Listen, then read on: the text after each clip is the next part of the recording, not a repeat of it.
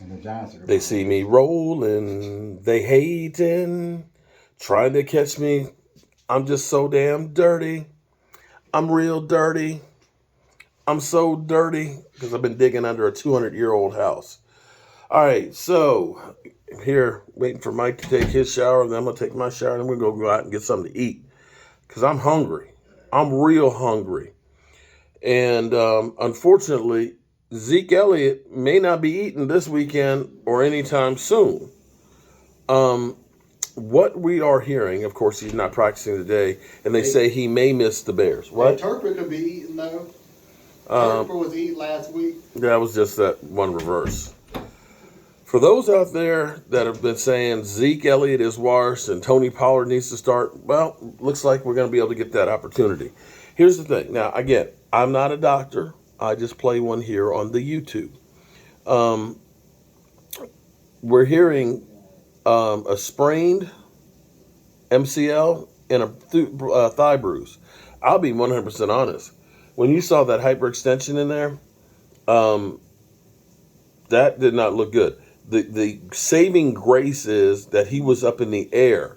Had that foot been planted, that knee probably would have been completely destroyed. So we had the PCL injury. Now we got the MCL. So I guess the PCL is connected to the MCL. The MCL is connected to the ACL. Anyway, that doesn't work. Um, Typically, what they say when you research it, a sprained, torn MCL is about 6-week recovery time. Now, we're talking about NFL players that are warriors and things like that. I don't think that Zeke Elliott, per se, would be gone necessarily that long. But hypothetically, here's what we got. Week 1 would be the Bears. Week 2 would be the bye week. Week 3 would be the Packers. So now we're talking about 2 games. Week 4 is the Vikings. Week 5 would be the Giants. And then week 6 would be the Colts. So ideally, if worst case scenario would be he would miss the next 5 games, which would be Bears, Packers, Vikings, Giants, Colts, and then back for the Texans in the December 11th. Um, yeah, we're going to find out about Tony Pollard in extended play then, possibly. Now, again, we don't know for sure what the diagnosis is there. I'm just going by what's typical. So worst case scenario on a sprain, and a sprain, understand, is a partial tear of the MCL, would be 6 weeks. And that means the Bears, the Packers, the Vikings, the Giants. And I have to say that the stretch that we have right now may be the most difficult stretch that we have, right now. If you believe in the records, Minnesota, 1 loss. Giants, the 1 loss to us. Right? The Packers, fighting for their lives. So you've got some tough games. Let's hope we get the Bears without Zeke Elliott and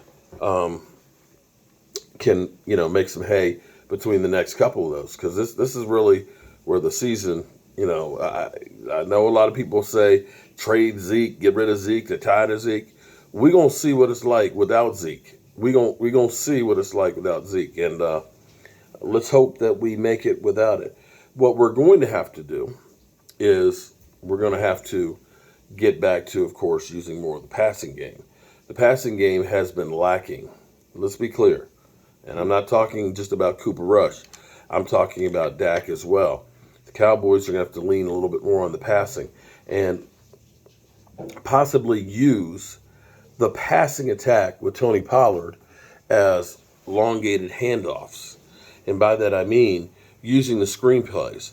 This is where 12 personnel.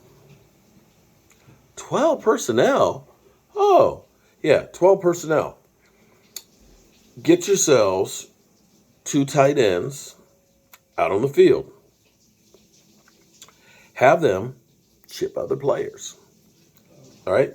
Chip, as in, little blocking. Act like I'm trying to block you and I just didn't block you good. And turn around and catch screenplays. Yeah, that works. And then doing that, you're going to be able to get outside better with Tony Pollard. We're going to have to be a little more creative in what we do without Zeke Elliott, because now I don't know that I want to pound Tony Pollard between the tackles consistently. I don't want to hear that. I don't want to see that. That's just not good. And we also know, of course, after us trading for a defensive tackle, the Eagles aren't content. They traded for Robert Quinn. And actually, let me look at Robert Quinn's numbers for this year. I don't think he's been used that well this season. I don't think he was having a great season this year. Wow. Okay. Talk about a guy who is up and down. So on the season thus far, Robert Quinn, 8 tackles, 2 assists, and 1 sack. And see, this is where it's crazy. Okay, this is where it's crazy. Truly a guy that's up and down. 2016, 4 sacks. 2017, 8.5 sacks. 2018, 6.5. So he went low, high, low. With the Cowboys, because we traded for him in 2018. With us, 11.5. 2020, 2. 2021, 18.5. Thus far this year, it's 1. And it's crazy because throughout his career, it's